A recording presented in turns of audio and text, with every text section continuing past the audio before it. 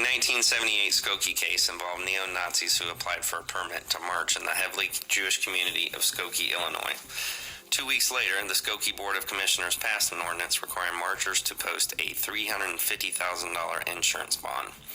The board later passed an ordinance banning distribution of printed materials that promoted hatred of groups of people or marching in military-style uniforms. The Nazi group argued that these three laws were unconstitutional violations of the First Amendment. The case eventually went to the Supreme Court, which ruled that the Nazi Party could not be prohibited from marching peacefully because of the content of their message. Ultimately, the NSPA failed to carry through its march in Skokie. A stakeholder, by definition, is a person, group, or an organization that has an interest or concern in an organization.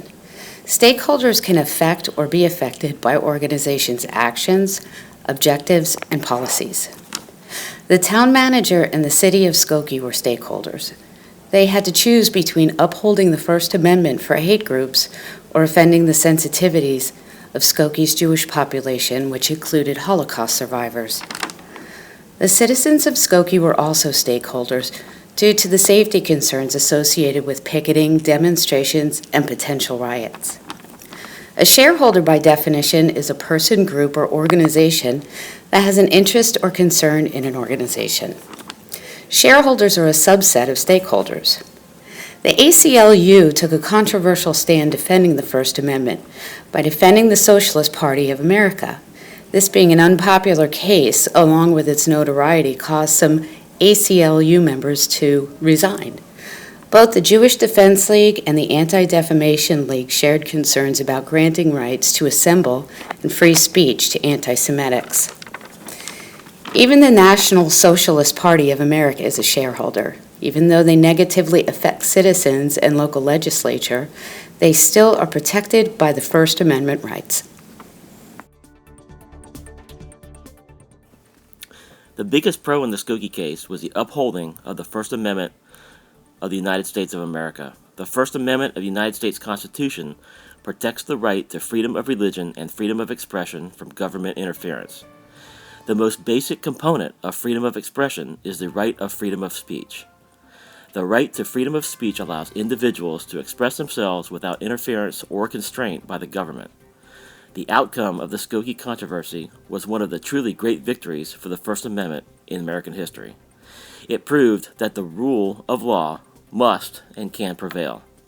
Because of our commitment to the principle of free expression, even in the painful circumstances of Skokie more than 30 years ago, we remain today the international symbol of free speech.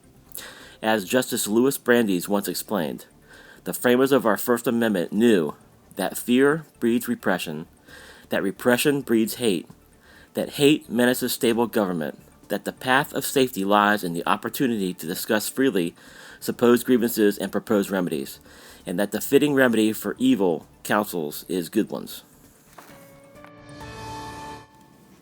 There were some issues that went wrong on both sides, which is as a quick review. The village of Skokie imposed a bond of $350,000 and obtained a court injunction against the protest. They also decided to adopt 3 municipal ordinances of their own to try to stop the demonstrations within their village. Those ordinances were as follows: a liability insurance requirement, a ban on public demonstrations by members of any political party who wears military-style uniforms, and a ban against material or symbols in the village that supports or represents hatreds for people's race, national origin, or religion. Colin responded by calling upon the ACLU to intervene, who requested a review of the injunction by the Illinois Appellate Court, which was denied. The defense of the case caused a shakeup within the ACLU and criticism of the organization.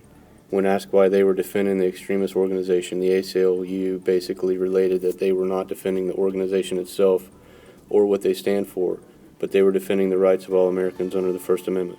Skokie's stand against the march started to fall apart in the courtroom.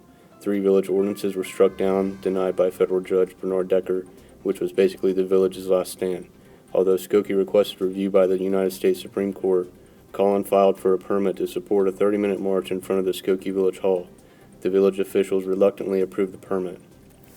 Ironically, despite the victory for free speech by the ACLU, they lost 30,000 of their members, and the neo-Nazi group never marched through Skokie.